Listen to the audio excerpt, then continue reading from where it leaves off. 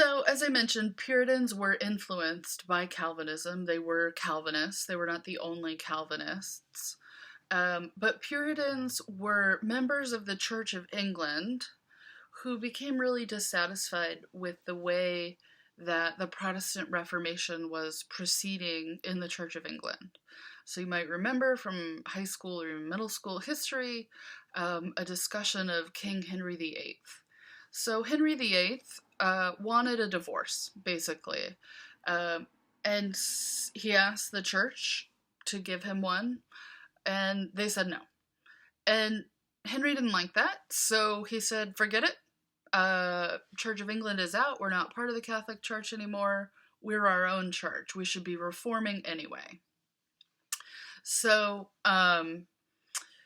Henry separates the Church of England, but you can kind of imagine that if there were people in England who really were adamant about the Protestant Reformation and wanted to see a lot of those changes more like what Luther and Calvin talked about, that Henry VIII as the new head of the Church of England was not exactly inspiring or sufficient.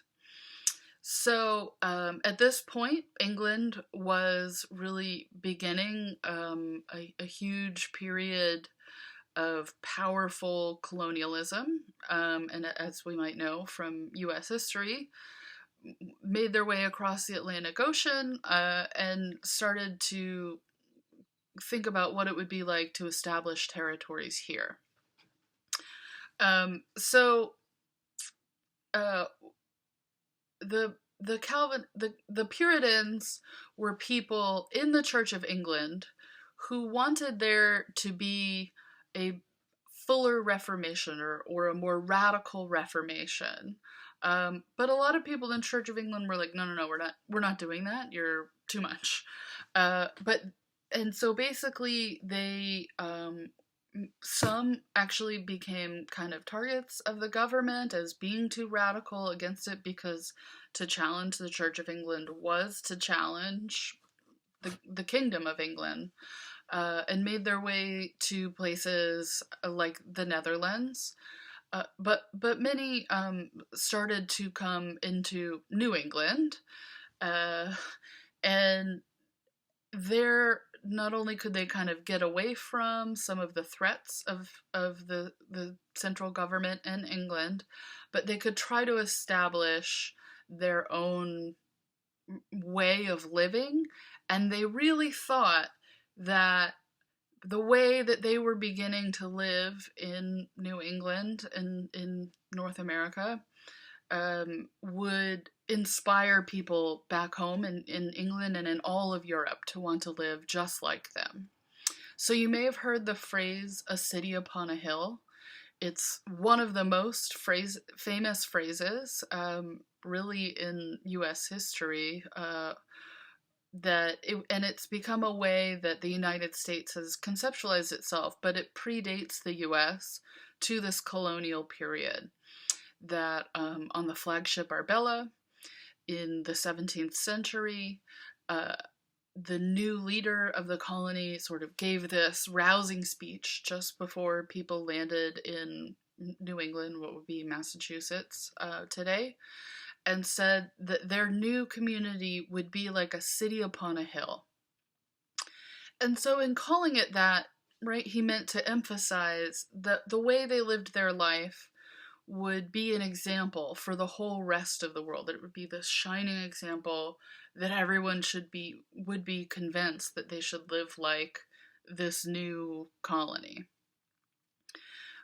So the Puritans are really that first group of people. They're a particular group of Calvinists who come from England into New England to live, we hear about the Pilgrims at Thanksgiving, to live a certain way, to create the priesthood of all believers that Luther talked about, right? So they maintained an idea of the priesthood of all believers, which meant that all of the members of the church theoretically were equal.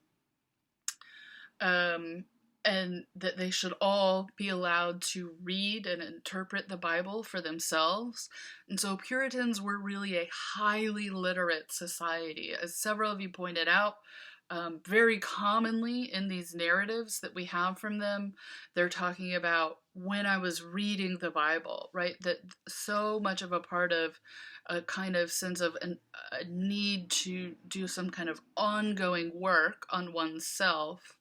That work was done either by hearing the Bible in church services or by reading the Bible alone. Um, so they also believed in predestination. So that's kind of where I think we can see there's something we have to make sense of, that how could there be these conversion narratives in the same community that was so adamant about predestination.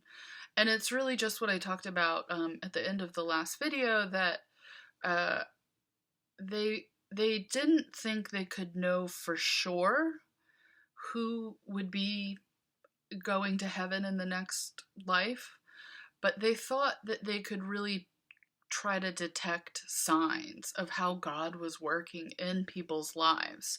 And so these very kind of formulaic narratives that we read are one of the ways that a community would hear someone's description of themselves and basically make a judgment call. Did they, as a community, believe that this person was a member of what the Puritans called the visible saints? So, right, the visible saints, meaning those who would be saved, right? That now everybody is the priest, everybody is the saint. That this community, this is the visible saints, were the only full members of the church. So it was compulsory, it was required to go to church, but that wasn't the same thing as being a member of the church. So going through this conversion process, it's not really how we might be used to using the word conversion. It didn't mean that people were changing religions. These were people who had grown up in the Church of England, and were now kind of coming forward to become full members.